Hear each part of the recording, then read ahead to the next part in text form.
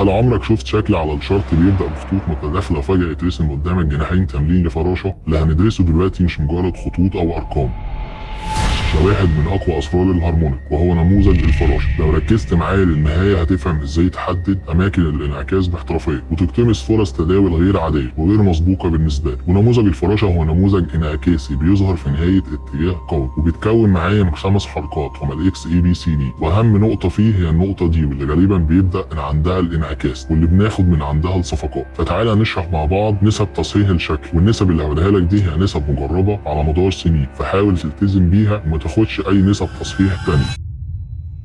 فأول ضلع معايا هو الإكس إي، عشان أجيب تصحيح البي من الإكس إي هيبقى عند مستوى 78.6، ادي تصحيح البي. ولو عايز اجيب تصحيح السي عندي مستويين تصحيح محتمل هما ال 38 او ال 50، ادي مستوى تصحيح 38 او ممكن يصحح عند مستوى ال 50. المستويين دول بالنسبه لي مقبولين، وهنفترض معايا ان الشكل ده صحح عند مستوى ال 50. خلاص كده انا جبت تصحيح البي وتصحيح السي. عايز اجيب بقى اهم نقطه وهي نقطه الدي اللي عندها ابتدي اخش الصفقه. هرسم فيبوناتشي من الاكس اي، وتصحيح الدي عندي هستناه اما من مستوى ال 127 او مستوى ال 161. طيب تفضل انه مستوى؟ هل مستوى ال 127 ولا ال 161؟ احنا هنحدد المنطقتين كبوتنشال ريفرسال زون عندي او منطقه انعكاس محتمل، فهحط عند مستوى 127 خط عرضي وعند ال 161 خط عرضي، وهقول لك دلوقتي ازاي نتصرف معاها. خلاص انا عندي الشكل دلوقتي اكتمل، وهنحدد منطقه الانعكاس المحتمله باللون الاصفر عشان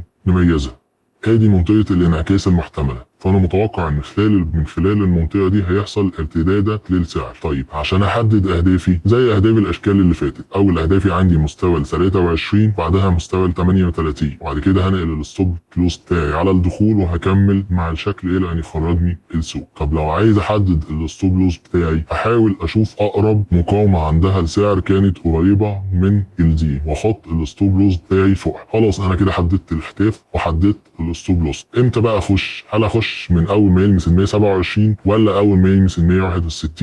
هستنى اي اشاره انعكاس محتمل، يعني من الاخر هستنى قفله شمعه هابطه من المستويات دي. لو قفل هابط من هنا فهبتدي اخش معاه. طب لو كمل وعند ال 161 ابتدى يرتد هبتدي اخش من ال 161. طب انت بتفضل ايه كمجتهد؟ انا بفضل ان انت تلغي مستوى ال 127 وتخش مع مستوى ال 161 او المستوى الذهبي للانعكاس، لان المستوى ده بيبقى عندها السعر جرى حبه حلوين بالمتداولين وضرب اغلب الصبات في السوق، فانت تخش زي ما يقولوا كده لما يكون الاتجاه خلاص جاب اخره او تعب من كتر الصعود. هنبتدي نخش مع مستويات ال 161 ونحقق اهداف اكبر من اللي كانت ممكن تتخنى مع ال 127، وده يعتبر نموذج بيع. طب تعالى نشوف النموذج الشرائي. النموذج الشرائي هيتكون معايا من الاكس اي، وزي ما قلنا تصحيح البي هيبقى عند مستوى ال 78.6، جبت تصحيح البي. والسي زي ما قلنا عند مستويين اما ال 38 او ال 50. ادي مستوى التصحيح بتاع البي. طيب عايزين مش دي، هرسم من الاكس اي والدي عندي زي ما قلنا. خلاص بقى هنستنى مستوى ال 161.8.